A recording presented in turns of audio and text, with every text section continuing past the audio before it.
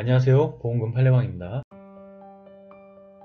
수차례 자살 시도하던 주요 우울장애 병력자가 완치 후 자택에서 투신한 경우 자살 암시성 문자를 발송하더라도 인지능력과 정신적 억제력이 저하되었다면 자살 사망보험금은 부책인지 여부에 대하여 울산지법 2020 가단 1552995 토대로 명확히 살펴보도록 하겠습니다.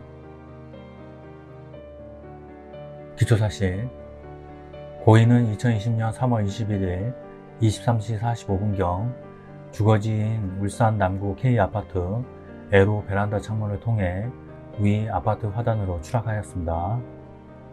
이 사건 사망을 조사한 경찰은 고인이 자살을 암시하는 정황이 있고 그 밖에 범죄 혐의점이 없다는 이유로 내사 종결하였습니다. 보험금 지급 의무 발생 여부, 쟁점, 자살인지 여부. 고인은 일부러 베란다 창문에서 몸을 던져 스스로 목숨을 거둔 것으로 보험이 타당합니다. 상세한 이유는 다음과 같습니다. 고인의 신장은 173cm인데 위 주거지 베란다 창문은 철제 난간의 높이가 바닥으로부터 122cm가량으로 일부러 난간을 넘지 않는 이상 추락할 수 없게 되어 있고, 난간의 두께나 형상, 창문의 크기 등에 비추어 흡연을 하는 등 쉬거나 외부 풍경을 보기 위해 일부러 난간에 올라앉는 경우를 상정하기도 어렵습니다. 고인은 이 사건 사고 직전 23시 40분경 원고 A에게 119 부른고 엄마나무 및 에어도 라는 휴대전화 문자메시지를 보냈는데 곧 자신의 신체와 관련한 사고가 발생할 것을 예고한 것으로 보입니다. 엄마나무 및 에어도의 뜻은 단정하기 어려우나 사후 시신의 매장에 관한 당부로 추측됩니다. 고인은 또한 당일 23시 15분경 원고 B에게 공부 열심히 하고 최선을 다해라 미안하다는 내용의 휴대전화 문자메시지를 보냈습니다. 원고 A는 이 사건 사망 당일 경찰서에서 조사를 받으면서 고인으로부터 위와 같은 내용의 문자메시지를 받고 놀라서 고인의 방으로 들어가 보니 고인이 속옷만 입은 채 베란다 난간에 걸터 앉아 있는 듯 해서 고인을 부르려고 다가가려는 순간 고인이 베란다 밑으로 떨어져 버렸다. 이전에도 고인이 목을 맨다고 문자를 보내 경찰에 신고하여 고인을 찾은 적이 있고, 수면제와 신경안정제를 과다 복용해서 병원에서 위 세척을 한 적도 이외에 있다. 술에 취해 주사를 부리는 듯 베란다로 뛰어내릴 것처럼 행동한 적이 아주 많고 다음 날이면 아무 일 없었던 것처럼 자상하게 대하였다. 채무가 많고 평소 스트레스에 취약하며 공황장애, 우울증 같은 정신질환을 갖고 있어 투신을 선택한 것 같다고 진술하였습니다.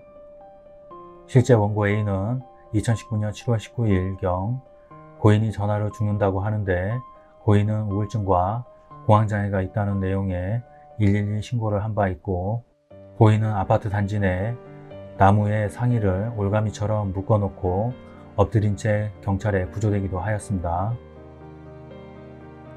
또한 고인은 2013년 9월 20일경 신경안정제 과다 복용으로 응급치료를 받았고 2014년 10월 14일경 우울증약 과다 복용으로 응급치료를 받은 바 있습니다. 쟁점: 고인이 자유로운 의사결정을 할 수 없는 상태에서 자신을 해치는지 여부. 고인은 2010년 6월경부터 이 사건 사고 일까지 무려 10년 이상 알코올 의존성 증후군, 혼합형 불안 우울장애, 상세불명의 우울 에피소드 등의 진단을 받고 신경안정제와 항우울제를 주로 처방받는 등 치료를 받아온 사실.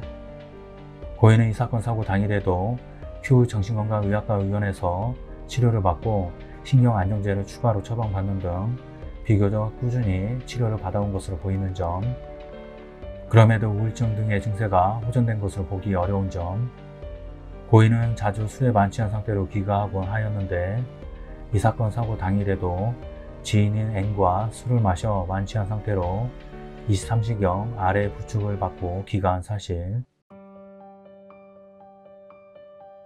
의학적으로 고인이 지속적으로 복용해온 신경안정제는 술과 함께 복용 시 의식 저하나 혼탁, 탈억제 등이 유발되어 이상행동을 보일 가능성이 높다는 것인 점, 고인은 이 사건 사고 이전에도 자살을 시도할 때마다 만취한 상태였던 것으로 보이는 점,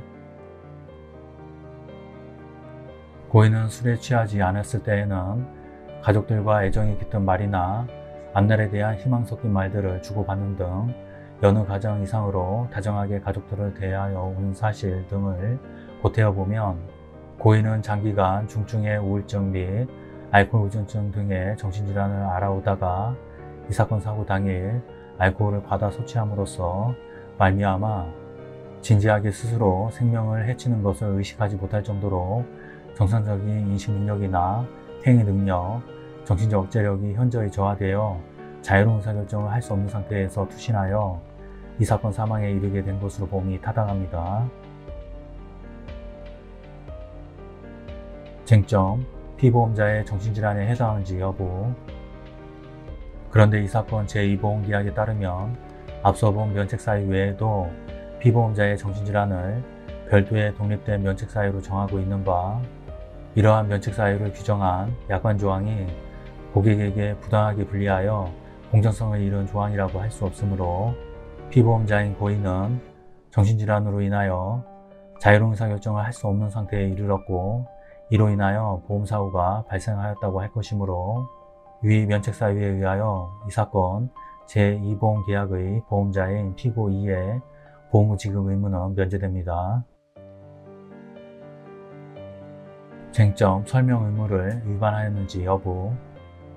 이 사건 제2보험계약 청약서에 첨부된 가입자 유의사항은 위 계약의 내용 중 보험가입자가 이해하지 못하고 보험에 가입할 경우 추후 불이익을 입을 수 있는 사항을 선별하여 정리한 것인데, 그중 보험금 지급 관련 특히 유의할 사항에는 상해 관련 유의사항으로 피보험자의 정신질환으로 인한 상해로 생긴 손해는 보장하지 않는다는 취지의 기재가 명시되어 있고, 고인은 위 보험계약 체결 당시 보험 모집인 S로부터 위 가입자 유의사항을 교부받고 설명을 들었음을 확인한다는 취지의 내용을 자필 기재하고 서명한 사실을 인정할 수 있으므로 피고 2는 이 사건 제2보험계약 체결 당시 위 면책사유에 관한 명시설명 의무를 다하였다고 봄이 타당합니다.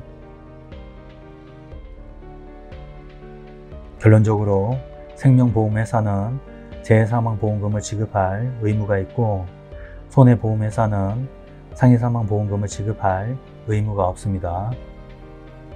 마치겠습니다. 긴 시간 시청해주신 점 고맙습니다.